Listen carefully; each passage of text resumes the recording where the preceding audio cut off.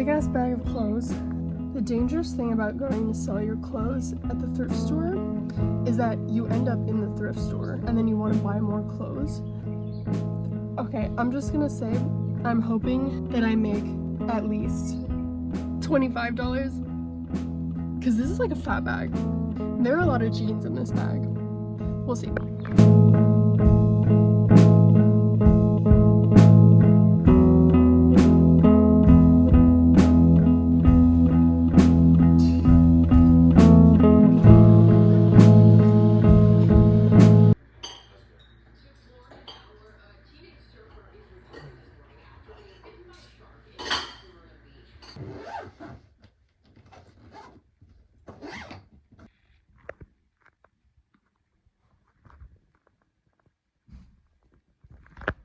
Why am I moving out right now?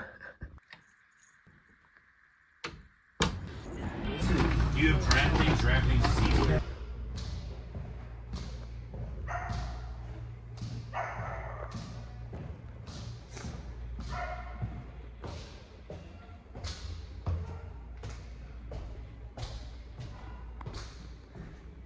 I was so emotional.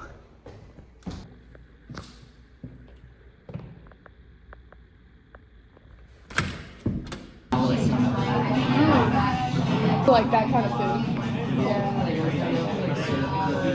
Oh, that's fun. Well, yeah, but I was there. I was getting like Japanese food. I think there's a Japanese place on that street. But that too. Yes.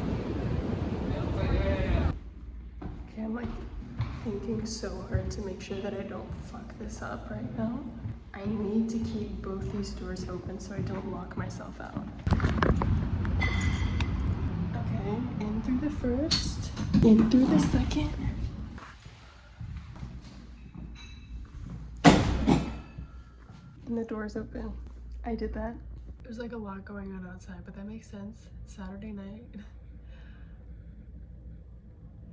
So I had a nightmare of a housing crisis on my way to New York because the place that I was supposed to sublease, they just like randomly changed the front door locks. I was not able to access the place that I was supposed to live in for these first 2 weeks. So luckily, I, at least for tonight, am able to share Hollis's bed in the apartment that I will eventually be living in.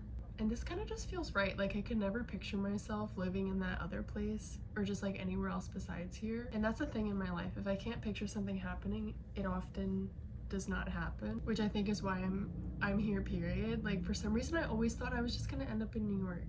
And now I'm here in the apartment that I will be living in for the next year. Not this room. Hopefully it turns out half as cute as this room. I almost didn't even go to the bar because I was feeling a little like socially anxious, but like in two different, completely different ways. On one end, I was feeling socially anxious because I was like, I am nervous to go to the bar and like have to talk to people because I haven't like met anyone new in a while. And then on the other end, I was socially anxious because I was not meeting anyone. So I was like, girl, just freaking go. My body led me there. I hushed my soul and my spirit because it was like telling me otherwise. And then I ended up there and I had a great time. I met 2 new people. I got invited to some things. I bonded with Hollis and I had 7 drinks for the price of $10. So I know where my go-to bar is gonna be.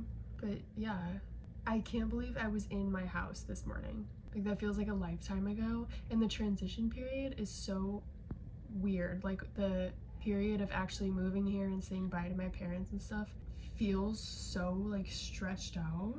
And I was really upset about just the fact that I'm transitioning life chapters without them.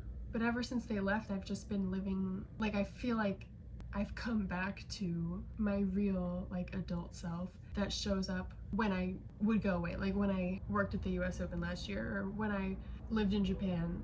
Like that version of me is the version that I'm in right now. And I feel like I have just come back to her and I'm really glad. And this video is called How to Process Change and I don't know how to do that. This is not an advice video. This is just a I hope I make you feel something video. And come along for the ride video. because I will be filming my experience video in New York City video. Hopefully, video.